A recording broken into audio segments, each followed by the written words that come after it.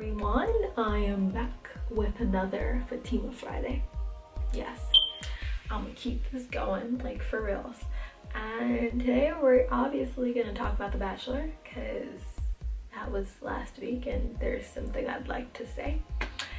And basically what I like to say is me and Jubilee are like kin. I understand her so much. I had to pause that part of the date so many times, or that part of the show so many times, because I was like, oh my god, cringing, because this is literally me. She's literally me. And the girls are just being so petty and mean to her as a result, and I was just like why y'all making fools of yourselves? Because she clearly had a great date with Ben, and y'all are just mad about that. So shut it down. And the thing is, like, not everyone wants to talk to everyone all the time. Some people take a longer time to like kind of open up, and some people react differently when they're nervous. The fact that people didn't realize that on the show is like kind of disappointing. I'm like, I expect people to be able to like recognize different personalities and understand that doesn't mean that they're mean people. They're just different people. Like, what? But anyway, go ahead, Jubilee. You keep doing it. You keep doing you. I'm rooting for you. Their date was so cute. She was so funny. I feel like they have such a different relationship, them two, compared to like any of the other relationships. We saw them talk about deeper things than we've seen him talk to other girls about in terms of like family and background and stuff like that. So I feel like they're building like a really deep relationship founded on some other stuff other than the physical. But you know, maybe that's because that's all we've been shown. So him and Lauren B, you could just tell how like smitten he is with Lauren B. It's so cute. I'm just like, you go, kiddo. You go, Lauren B, you go. That date in the jacuzzi. Also, I don't think there's been an episode without a jacuzzi, so that's interesting. Ben, do you like jacuzzis? I'm going to hazard a guess and say yeah, no. So the next thing I want to talk about is Mr. Robot. I don't know if you guys have ever like happened upon that TV show on USA, but it's a new show on USA. Not so new anymore actually, because it's been on for a full season and it won 2 Golden Globes. So shout out to Mr. Robot. But it's about the socially anxious guy who basically connects with people by hacking them. And I mean, I relate to this show in so many different ways. But there was something that like happened that I like kind of want to talk to you guys about. So what had happened was they put the main character in a situation where he had an ultimatum, and the end result, there was no good end result, and they just let it play out. So I'm just like wondering, like, if you were in a situation where, let's say what happened in the show is someone that he really cared about got taken away, and they asked him to break someone out of jail so that they could get that person back, so that he could get that person back. But the thing is, he had no guarantee they were gonna not kill her before or after he got the person out of jail. And so he goes through everything and he gets this person out of jail, and they had already killed her. Got me thinking, like,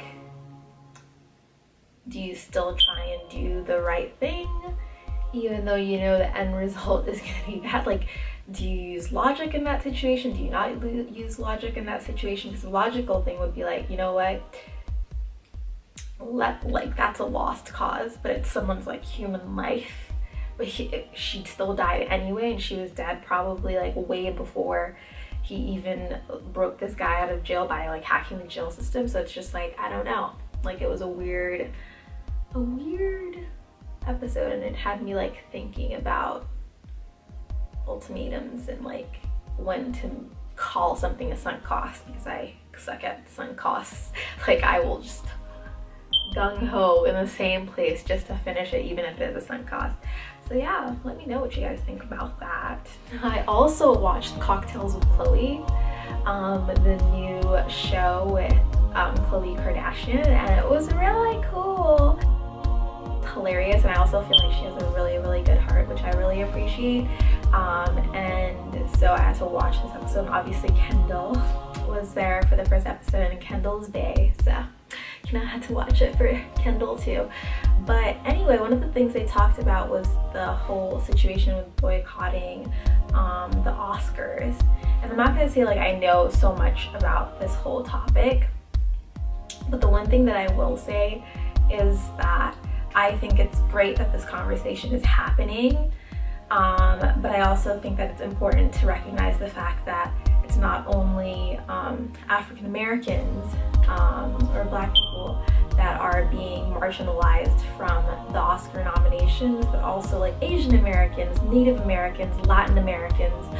It's a wider issue, and I really don't know how to solve this because it goes so high up. Like it goes up to the people who are making decisions about who should be nominated, and then like making decisions about like what movies to watch to see if they're worth being nominated, and then deciding amongst those like who should win the award. So it goes like so far above like the Oscars themselves that like I just don't even know like where to start that conversation, where that conversation is going to go. Like how do you solve that issue? But I'm glad that the conversation is happening, because if there is anyone who can solve it, it's us in this world right now. I believe in us, and I think everything starts with conversation and this being put out there for people to like know that it's an issue, and that's like how you move forward. So I watch a regular series of vlogs, like someone who vlogs almost every day,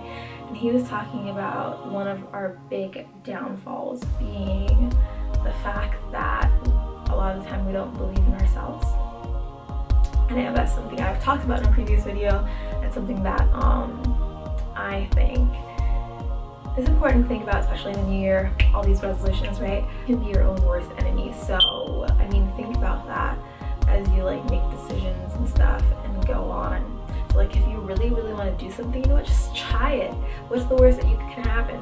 You suck at it and you keep trying until you get better, or you move on to something else. You maybe realize that you actually really don't want to do that and move on to the next one. Last thing I want to talk about before I head out for this Fatima Friday is Miley and Liam. Miley Cyrus and Liam Hemsworth. They have been like my ultimate favorite couple, and I've been rooting for them forever, even when they were broken up.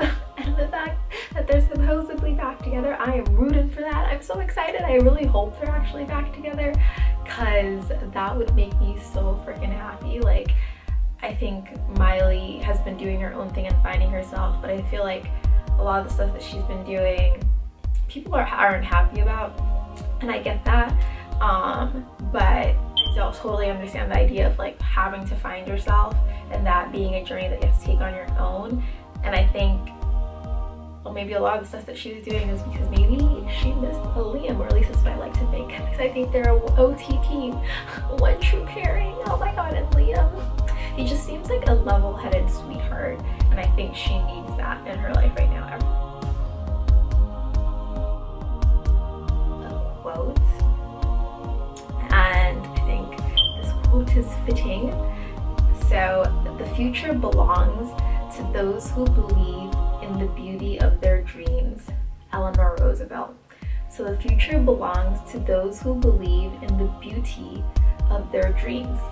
Eleanor Roosevelt. So take that into your heart and like believe in it, because no one can believe in your dreams as much as you can, to be honest.